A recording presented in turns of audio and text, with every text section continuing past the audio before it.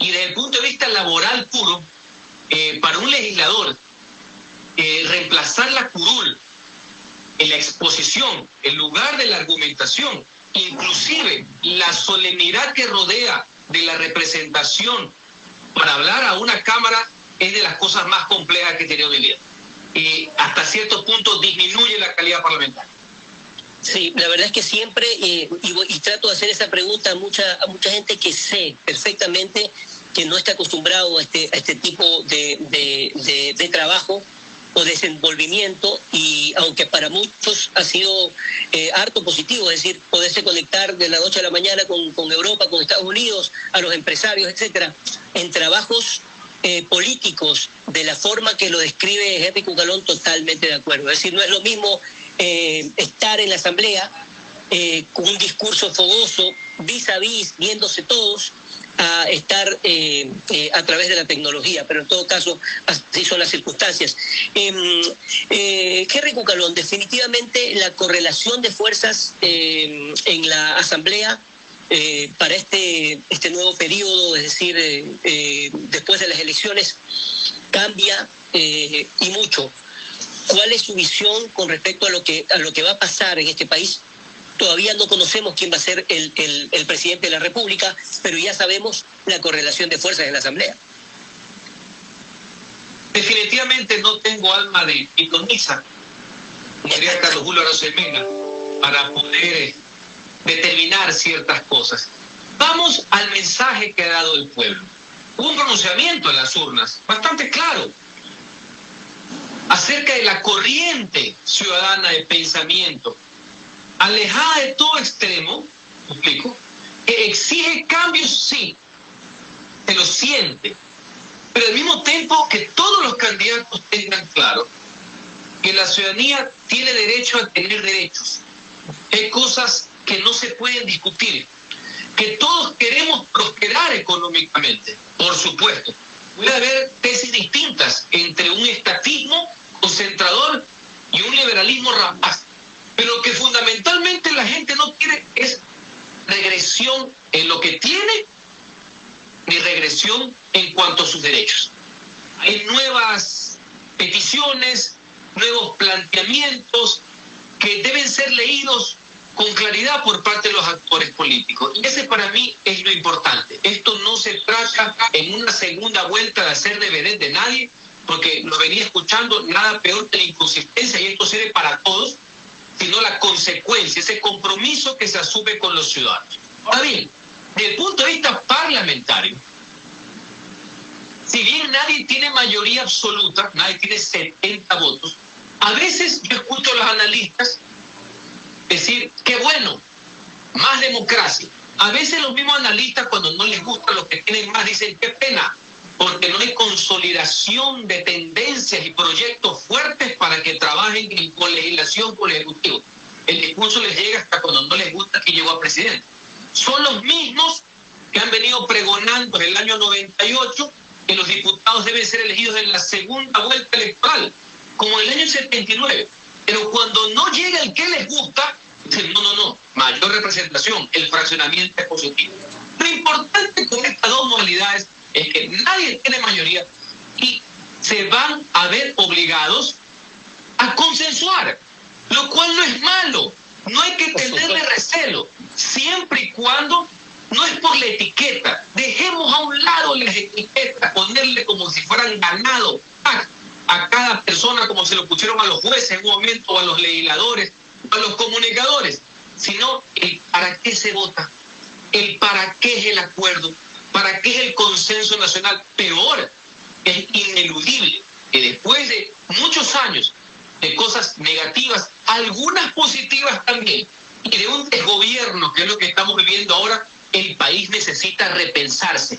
Y la clase política tiene que tener claro que lo primero es hacer país.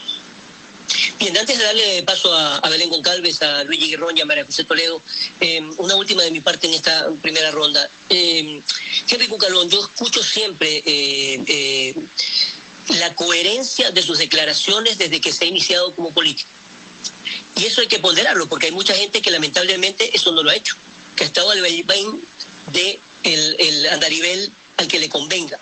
Probablemente eso también sea correcto, no lo sé, eso no lo voy a juzgar, pero al menos analizo su postura. Hay mucha gente que ya no tiene una ideología, o que al menos ha dicho que no le importa la ideología, sino más bien ciertas preferencias, y que el pueblo tenga lo que necesita, y etcétera, etcétera.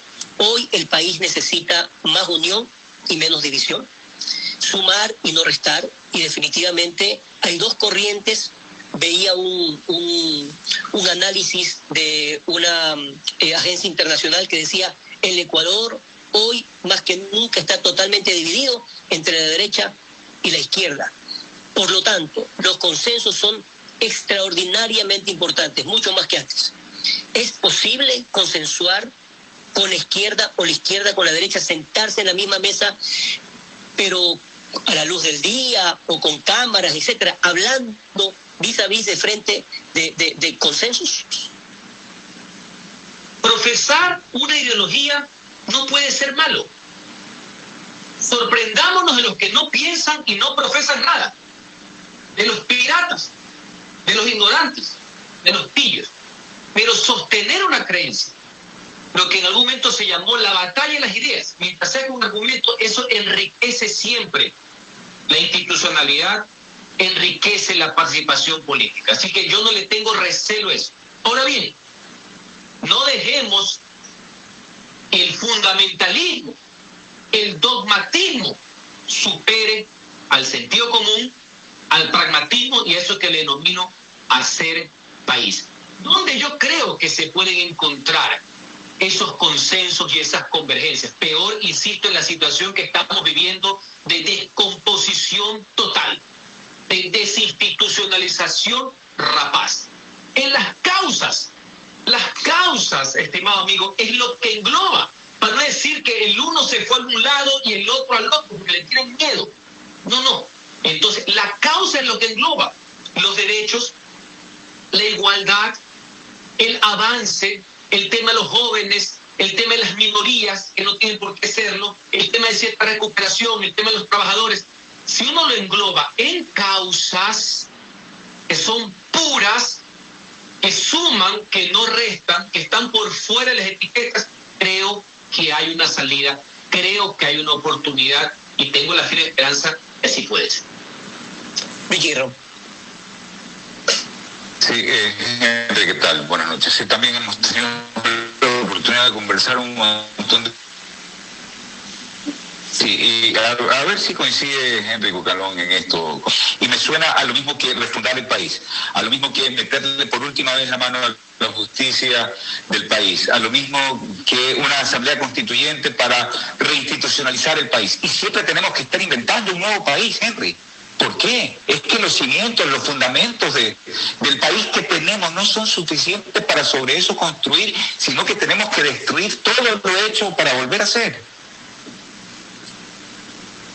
Nadie le quiere poner el cascabel al gato, y por eso es la inestabilidad que se ha vivido, el poco proyecto de Ecuador que tenemos, que es lo que tenemos que construir, la diferencia entre gobierno y Estado, lo que son las políticas públicas de mediano y largo plazo, que superen lo electoral, que superen lo coyuntural. Para mí eso es lo importante. Puede ser que no suene electoralmente muy atractivo, pero para eso el pueblo nos dio la confianza para trabajarlo. Y en mi caso voy a seguirlo trabajando. Sin perjuicio que termino mi segunda legislatura limitada por la Constitución, al cual respeto porque son las reglas del juego, yo voy a abonar a construir en esa línea.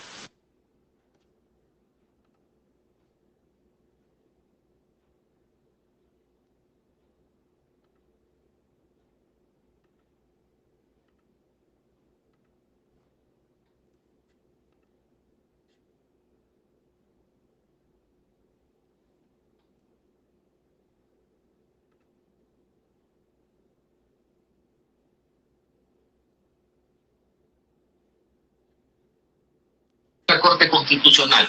Entonces, mejor no meternos en eso. Esa generalización que tanto daño le hizo a la política, a la polarización de toda la vida, lo que le pasó al velasquismo con el liberalismo, pasó también en los 80, entre Febres Cordero y Borja, entre los que querían reconstruir y los progresistas. Lo hizo el correísmo, lo llevó al filo. Han sido víctimas de sus circunstancias, pero nadie debe ser víctima de esto. En el proyecto de país no puede haber víctimas y victimarios, valga la aclaración, porque si no, esto no termina nunca. El ojo por ojo, y como dice el maestro, nos quedamos ciegos. Así que hay que tener mucha madurez, mucho renunciamiento también en esto, y entender que estos extremismos que se dicen y se satanizan de todo son de una minoría. La gran mayoría de ciudadanos es gente común y corriente que quiere prosperar, que no odia, unos de frente y otros de costado, y lo que quieren es una agenda en común, entre otros la del derecho a tener derechos. No sé, ¿estás conectado, Luigi? Si no, Belén, por favor. Henry, ¿cómo estás? Buenas tardes, María Belén Goncalves te saluda. De manera particular... Me volví a conectar, pero perdí lo que decía. Dale, Luigi, va primero Belén y luego tú, ¿ya? Creo que se volvió a desconectar. Bueno, en todo caso, Henry, como te decía, a mí me preocupa de manera particular este tema de las competencias, y ahora que estás mencionando el tema del totalitarismo, precisamente. Estamos en pleno proceso electoral y el Código de la Democracia establece las competencias de las autoridades en este proceso electoral. Sin embargo, han dejado mucho que desear.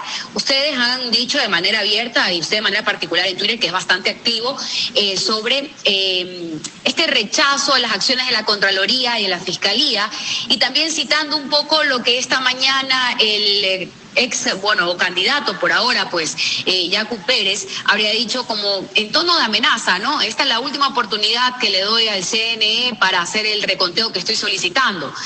¿Cuál es la lectura que podríamos tener sobre esta situación en pleno proceso electoral, insisto? No caben las amenazas, ni las de grito pelado, ni las sinuosas y solapadas que han acostumbrado algunos. Tan mal están en los 80 en el correísmo como las solapadas que han tenido en este gobierno. Y lo positivo que tiene el candidato Pérez, que tiene el absoluto y legítimo derecho a reclamar, a impugnar, a observar. Para eso son las leyes electorales y para eso es la ley. ¿Me explico? La transparencia siempre, eso no hay ninguna duda. Sin perjuicio que yo también he sido crítico de las autoridades electorales por sus ejecutores, no por sus personas, no por las etiquetas, no porque me caen mal, por sus ejecutorias. He sido crítico y propositivo al mismo tiempo, pero todo claro cuál es el marco legal al respecto. Entonces, esto no se soluciona con amenazas de nadie, ni la de frente ni de costado. Esto se sobrepone con más democracia, con la ley en la mano y con sentido común. ¿Qué es lo que se ha dicho? Y gracias por plantearlo así para precisarlo, si cabe la palabra. Las competencias y atribuciones y facultades en procesos electorales, como estamos inmersos en este momento, las tiene a la cabeza el Consejo Nacional Electoral y el Tribunal Contencioso Electoral. Esto no significa que demás instituciones no tengan un rol. Y aquí quiero ser enfático. Por supuesto que la Fiscalía General puede investigar. En periodo electoral o en el proceso electoral no hay impunidad. No es que todo el mundo se le da la gana o se suspende la vigencia de derechos y obligaciones o la Constitución entra en pausa. No, señores. Por supuesto que la Fiscalía puede investigar. Tanto que puede investigar que, por ejemplo, los consejeros electorales tienen denuncias por desacato. Hay indagaciones previas en ese sentido. Lo que la Carta Magna dispone es que no puede ser procesado, es decir, una instrucción fiscal. Y detenidos, como cualquier autoridad en momento, solo que sean delitos flagrantes. No es que significa que tienen corona. Pero también nos vamos hacia el otro lado. Nadie tiene corona, ni el CNE, nadie. Todos somos iguales y todos tenemos responsabilidades ante la ley. ¿Cuál es la preocupación? Y voy a ir en orden, primero Fiscalía. Fiscalía puede investigar, investigue. La Fiscalía, como cualquier ciudadano inclusive, puede acceder a información, pero sin duda alguna. Pero si los actores políticos lo tienen, pero si los ciudadanos acceden por los sistemas informáticos, los candidatos pueden hacerlo. ¿Cómo no lo va a hacer el Ministerio Público? Mi preocupación es que el día de la proclamación de los resultados, yo por mi propio derecho lo puse en una declaración en las redes sociales el día domingo en la mañana. El día de la proclamación, un acto urgente autorizado por un juez establecía la necesidad textual de registrar y retener la data del Consejo Nacional Electoral. Ahora, información puede ser retener la data del día de la proclamación. Cuidado, ojo, hay un mensaje por medio. Eso es lo que yo diría que no creo que sea loable, que si se llega a consumar el de retener una data, es lo mismo que entreguen información para investigar, para llamar a declarar, eso es absolutamente procedimental. Señores, eso pudiera caer en un tipo de interferencia. Entonces, transparencia sí, injerencia no. Investigar, por supuesto, intervenir tampoco. Y esto sirve para cualquier autoridad. Segundo caso, el del Contralor. Ya hoy día vi la noticia, ya me ahorro mucho detalle legal. Que el Contralor pueda auditar al Consejo Nacional Electoral. Pero por supuesto, no tienen corona. Pero en proceso electoral, debemos recordar algo, la Contraloría tiene facultades ex post. Concluido cualquier cosa. No tiene control concurrente. Una vez que termina el proceso, la Contraloría puede entrar, no es que se le niega. Pero no es que solamente para el CNE, para cualquier institución. No tiene control concurrente. Eso dice la Constitución, no mi mamá.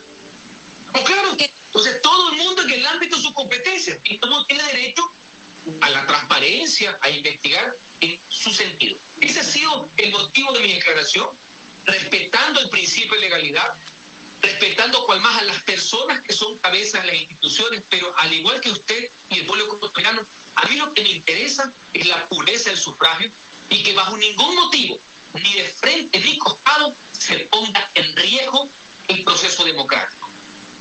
Perfecto, son las 6 de la tarde con 57 minutos. Henry, ¿qué tal? Qué gusto saludarlo. Henry, sabemos que más allá de la falta de transparencia, según lo comunicado en redes sociales por algunas personas, y que no es novedad el tener que luchar justamente porque se respeten las competencias de todas las instituciones, más allá de lo que preocupa e incluso causaría malestar, y sería una de las razones por las cuales Guillermo Lasso, más allá del apoyo de las 6, ha tenido alguna repercusión o incluso no tanta empatía con ciertos jóvenes, es al ver, por ejemplo, ciertas autoridades que representan, por ejemplo, el partido político, como la abogada Cintia Viteri, tras la pandemia, el cierre, por ejemplo, del aeropuerto de Guayaquil, o incluso actualmente por pandemia, el de prohibir las piscinas por temas de bioseguridad, por supuesto, y por otro lado, emitir un comunicado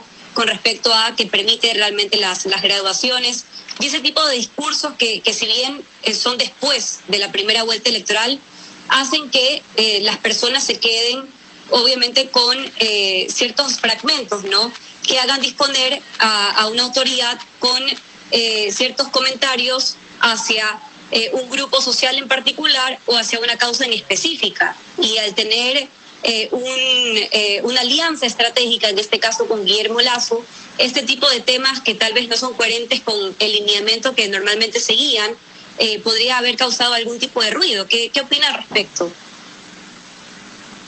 ¿Cómo estás, primero? Un gusto verte. Segundo, interesante análisis, respetable tal cual más. Desde el punto de vista de la pregunta, estamos en el mundo ya de la especulación, ya no sobre los hechos. Los hechos son no solo, sino en el mundo de las opiniones, estrategia de segunda vuelta. Yo no soy consultor electoral, no caeré en el concepto que Garrett denominó en algún momento en un libro, los Charlies, la gente que son políticos y que son consultores políticos. Aquí ahora esto es como las elecciones de Trump. Aquí salieron unos que eran más expertos que Jefferson del Partido Republicano y sabían más que Richard Nixon. Pero así es, esa es parte de la democracia. En todo caso, así como tú señalas esos casos, con un tema que lo vi ahora en la mañana como ciudadano, el tema de las ceremonias de graduación, que no es lo mismo que fiestas de graduación. Rima, sí, pero no es lo mismo. Acto de graduación, de fiesta de graduación. Alguna gente podrá decir eso, comprendo, respeto. Alguna gente dirá que al revés, con el trabajo que viene haciendo la alcaldesa, con la entrega desde el principio de la pandemia, denodada día a día en la calle, de medicinas, de alimentos para los que menos tienen, a los más pobres de la ciudad de Guayaquil, también ayuda. Entonces eso ya entra en una variable muy subjetiva de análisis. Es obvio que cuando un partido una alianza tiene candidatos y al mismo tiempo tiene autoridades electas, todo influye a favor y en contra. Te voy a poner un ejemplo para complementar. Me gusta mucho esta parte del análisis. También se puede decir que las actuaciones de los diputados pueden influir para bien o para mal en el partido del cual uno tiene una lista de candidatos a la reelección, un candidato presidencial. ¿Me explico? O sea, se da de todo. Hay muchísimas variables. Lo importante es cuál es el mensaje, cuál va a ser la actitud que tengamos los candidatos. En este caso, Guillermo Lasso, para una vez que tienen sus votos duros confirmados, cuál va a ser la estrategia, sin caer en la demagogia, sin desnaturalizar lo que se es, de adoptar ese compromiso con la gente que no ha votado por ti, pero que tenemos sueños y esperanzas en común. Ese es el desafío, eso es lo complejo y eso lo hace interesante. Belén, no sé si tienes otra pregunta o si no para continuar por acá.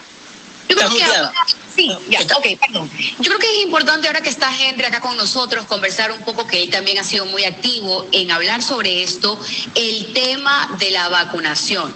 Es importante porque hemos estado nosotros hablando en este programa y dándole un espacio bastante representativo al tema de la vacunación y todo lo que representa estas falencias que evidentemente desde el Ministerio de Salud no terminan de cuadrar. Y ayer justo hablábamos, Henry, de la transparencia, de la necesidad de que estos procesos se transparenten. El presidente hace pocos días salió diciendo que se le había ido entre más y menos palabras un poco de las manos el proceso de vacunación. Y nosotros hemos sido muy enfáticos que además del proceso de vacunación por el tema del COVID-19, hay vacunas que faltan para los menores de edad, de este cuadro básico de vacunas que son muy importantes, que los pediatras están haciendo énfasis de lo peligroso que puede representar para la población infantil ecuatoriana de aquí a 4 meses, a 2 meses, a 3 meses, niños que no han recibido vacunas, que tenían que recibir a los 2 meses, a los 4 meses, a los 6 meses, van a cumplir ya 1 año y siguen sin recibir las vacunas. Y no hay una pronunciación sobre esto. O sea, ¿cuándo va a haber este canal abierto, o mejor dicho, no canal abierto porque los canales existen y ellos los tienen a las manos? ¿Cuándo van a dejar el silencio y van a empezar a transparentar ese tipo de temas? ¿Qué podemos hacer nosotros? Evidentemente, nosotros los periodistas sabemos qué es lo que hacemos y lo denunciamos todo el tiempo. Desde el sector político, pues evidentemente ustedes también están de manera activa, pero los ciudadanos, ¿qué es lo que pueden hacer? ¿Qué es lo que podemos hacer? Crónica de un desgobierno. El presidente de la República en este y en todos los temas no ha liderado nada. Y estamos pagando las consecuencias. Que la pandemia complicó todo y ningún país tenía la fórmula exacta para enfrentarlo. Pero son justamente en esos momentos complejos de la historia es donde se ve la fortaleza de la clase política, de sus líderes, de sus dignatarios. Y es obvio, en esta materia, como en casi todas, el gobierno hizo agua. Otra vez hay algo muy, muy importante. Ya llegaremos al tema del ministro y al tema de la vacuna del COVID. Tanto ha fallado el Estado que ahora no hay ni las vacunas básicas de los niños que necesitan a los pocos meses de haber nacido. O sea, es tal la falencia que ya está comenzando a fallar hasta lo obvio. Lo que no estaba en discusión, ya no estamos hablando de los avances que pueden haber existido, como el caso de Guayaquil en la administración pública y también, por qué no decirlo, en el Ecuador de los últimos 20 años. 20 años, el Ecuador progresó mucho en los últimos 20 años. Hubo una cierta estabilidad al principio, el dólar, también la bonanza petrolera, no hay que decir que todo es negativo. Por eso digo en los últimos 20 años. Ya no estamos diciendo ni siquiera retroceder a lo avanzado, sino de negar lo básico, que los niños recién nacidos no tengan vacunas. Entonces, eso lastimosamente ha abonado a este mal clima social que vivimos, a este desosiego que tiene el pueblo ecuatoriano, que entre otras cosas debe ser reflejada electoralmente. Ojalá que sea electoralmente y no por otra vía, siempre en democracia. Ahora bien, vamos al tema de las vacunas, donde la falta de transparencia ha sido la norma. Errores podemos tener todos, pero cuando tú estás hablando de la salud de tu gente, de tu pueblo, de tu ciudadanía, debe ser la excepción y no la regla. Y el ministro de Salud, que no sé por qué no ha renunciado y el presidente no lo ha cancelado, un hombre cuyas actuaciones son repudiadas por el país entero. No hay tema en que no haya fallado, hasta en el tema de los carnets de discapacidad. Y no quiero adentrarme en el tema de los repartos, entre otras cosas. Pero ese tema de las vacunas, vemos cómo en todos los países, gracias a los medios de comunicación, como en España, en Perú, en Argentina, los ministros caen por la ilegalidad en algunos casos, indelicadeza, conchudez y arbitrariedad en otros, de estar vacunando a los VIP, a los allegados, a los cognados, y no a los que están verdaderamente en primera línea, de los que más necesitan. Eso ha motivado que ya se califique, por tanto, en el CAL un juicio político. Tengo la plena seguridad que uno de los últimos actos en esta asamblea, criticada sí, como todo órgano colectivo, y hay que entenderlo, pero en mi representación, ese hombre va a ser censurado, destituido, sin perjuicio de las respectivas responsabilidades judiciales o jurídicas aparte. Ahora bien, ¿qué es lo que le importa a la gente? Bueno, ¿y cómo se soluciona esto? Eso está bien en el pasado, el ministro. Pues la gente sabe que vacunación es sinónimo de recuperación económica. Para poder salir, para poder trabajar, que existe una reactivación, necesitamos a las vacunas como una aliada, justamente este proceso, de lo que queda de este gobierno y del próximo gobierno. Así que, bienvenido a una gran concertación entre lo público, que es lo rector, porque es público el Estado, en este caso también con delegación a los municipios, una empresa privada responsable y solidaria, porque esto salimos todos juntos, pero fundamentalmente con gente capaz, con gente comprometida.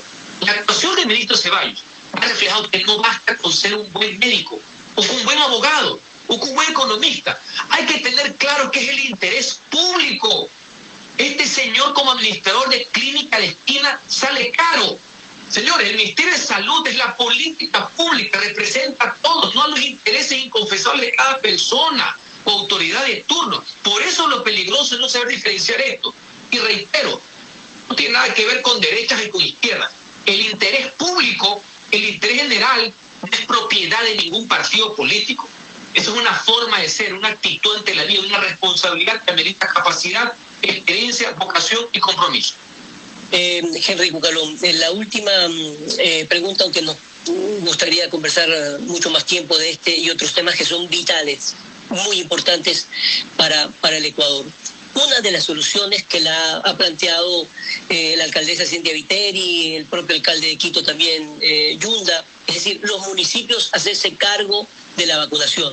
¿Es esa una solución? Tomando en cuenta que el acuerdo que tenían los grandes laboratorios transnacionales justamente era solamente tener esa condición con los gobiernos. ¿Cree usted que esa sea la solución? Tengo entendido que la política de los laboratorios no ha cambiado. Es la misma de la OMS, de la Organización Mundial de la Salud, que se maneje con los gobiernos. Si el gobierno asimismo hace una alianza con las entidades públicas, porque los municipios también son estados, también son parte del estado, no son el policentro, no son un centro comercial, no son entes privados como alguna gente lo ve solo por odiosidad o por dedicatoria. Tienen una alianza, convenios para implementar, cooperar, distribuir, bienvenido sea. Lo que yo entiendo y recojo es que los laboratorios de la OMS no quieren tratar, imagínense, pues con miles de ciudades en Estados Unidos, en este caso con más de 200 en el Ecuador, sino con un ente, una contraparte pública que es el Estado, que es el gobierno central, y de ahí cómo nosotros hacemos delegación, o como ha dicho la doctora Viteri y también el alcalde Yunda, inclusive con fondos públicos de sus respectivos municipios, ayudando, abonando, sumando esfuerzos para un resultado positivo y por común. Entonces, yo creo que ahí hay una salida, es complementaria. Me explico, el gobierno central y los gobiernos seccionales, que a la larga todos son el Estado. Hay una contraparte primaria, que es prefecto de Relaciones Exteriores, que es el Estado. Pero yo creo que igual pueden sumar. Lo que veo difícil jurídicamente, a menos que la OMS cambie y los laboratorios cambien, y esto, me digo una cosa, hay que ser pragmático. Hay que abrirse con todos los laboratorios del mundo, señor, con la salud, eso es primero, no hay que llegar a ningún tipo de dogma con esto. Buenos precios y efectividad, eso sí. De que si cambian algún momento y comienzan a hacerlo de otra manera, con gobierno seccional, etcétera, esa es una cosa. Y dos, que cambie la política si vas a ser por cobro o gratuita. Al día de hoy, y tiene una lógica que sea gratuita.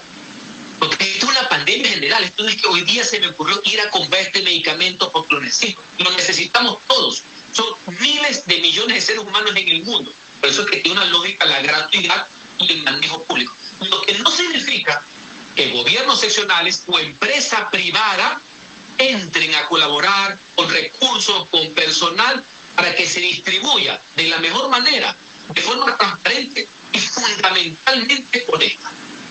Ahora, también yo creo que es importante hablar con usted, que ha tenido una trayectoria política desde muy joven, hablar justamente de ese electorado que se lo da por sentado, o incluso incluyendo, por ejemplo, a las personas menores de 18 años que no tienen la obligación de votar y han decidido con tanto afán realmente elegir quién quieres que se gobierne, participar en política de manera democrática e incluso adaptar estos espacios digitales para dar a conocer las distintas propuestas que han tenido los candidatos y que es reflejo de las personas que ocupan actualmente el 4º y 5º lugar, Javier Hervas y Pedro José Freire.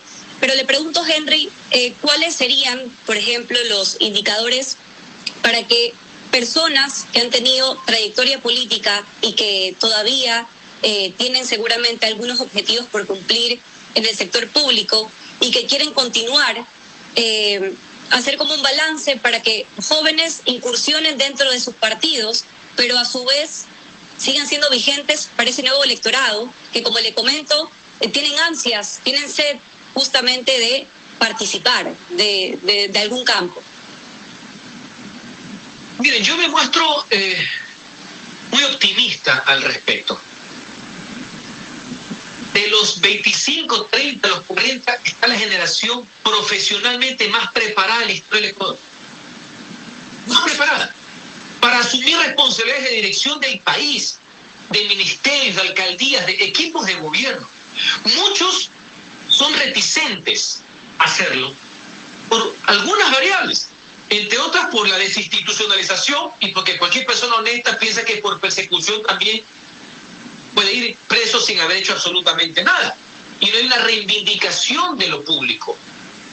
El electorado que usted dice, más joven aún, inclusive los que voluntariamente se puedan acercar a votar, no los mueven los partidos, lo cual no significa que no le muevan las ideas. No confundamos eso de ahí. Pero evidentemente le mueven causas que superan lo ideológico, que superan lo partidista. Defender la democracia y el sistema electoral, gane quien gane, y respetar, eso le pertenece a todos. A nadie estará dispuesto a un tema de régimen dictatorial, ni de frente ni camuflado. De hecho, le tienen recelo al autoritarismo, de cualquier signo ideológico. Y ese es una de las pautas que debe tomar en cuenta el candidato finalista. Dice que han cometido muchos aciertos. Está bien, pero si algo desgastó en la última etapa al gobierno del presidente Correa, fue ese autoritarismo, que no se lo perdona a nadie, ni derecha, ni de izquierda, ni en ninguna región del país. ¿Estamos claros? Entonces, si se movilizan a través de causas que tienen que ver con el medio ambiente, con el respeto a los derechos, con las oportunidades, con la no discriminación de ningún tipo, no solamente las que están socialmente aceptadas, porque ustedes saben que actualmente nadie dice que es racista, ¿no? Pero son racistas en la práctica y se las ingenian y tienen las neuronas para no decirlo, pero lo hacen. ¿Estamos claros? Porque saben que no es políticamente correcto decirlo de frente. Esto no es ser políticamente correcto, es sentirlo, de profesarlo y de ejercerlo, por así decirlo. Entonces yo creo que se puede, y evidentemente ese núcleo, tanto de los jóvenes que tú dices, más el que yo estoy diciendo, tienen que tomar una decisión de vida. Tienen que involucrarse. Si no se involucran, gente de baja ralea va a ocupar los espacios que la sociedad requiere que sean para ellos. En cualquier estamento, político partidista electoral, a veces que no es electoral, pero es público, administración pública, liderazgo empresarial también, por supuesto, por no decir otra cosa, liderazgo académico, liderazgo es absoluto en ese sentido. Lo van a hacer otras personas y tienen que participar y tienen que intervenir para demostrar democratizar la democracia, para democratizar los partidos, para ser críticos, no para ser simples seguidores. ¿Me explico? Eso es importante. Yo tengo fe en eso y en eso voy a trabajar. Voy a aportar mi granito de arena en esa línea. ¿Y sabes por qué te interrumpo acá? Y discúlpame por ello, pero, por ejemplo, las escuelas que tienen los movimientos políticos tienen un requisito particular, que a la hora de querer involucrarse en política, sea para apadrinar alguna causa o para realmente ser activismo independiente, el problema que se enfrentan es que los requisitos son afiliarte a un partido político. Y cuando tú eres joven y tal vez no sabes qué línea ideológica perteneces o eres afín, ves eso como un problema, como un issue. Y lo que dices es... Una limitante. Voy a hablar exactamente. Y te digo que porque eso ocurre ahora con la escuela política, con la suya, con la del Partido Social Cristiano. Uno de los requisitos justamente es afiliarte. Y te lo consulto porque dentro de los objetivos que tenía era capacitarme en ciertos temas para incluso estar más preparada profesionalmente. Pero al ver eso y al no concordar según lo que yo considero del periodismo, no podía tener una afiliación hacia específicamente un partido. Entonces te lo consulto porque muchos jóvenes seguramente están en la misma posición, aspirando a prepararse, pero sin realmente estar con ese compromiso. En lo conceptual, yo creo que los partidos han fallado en esta última elección. Debieron haber dado más oportunidades, como nos las dieron a otras personas, me incluyo, en su momento.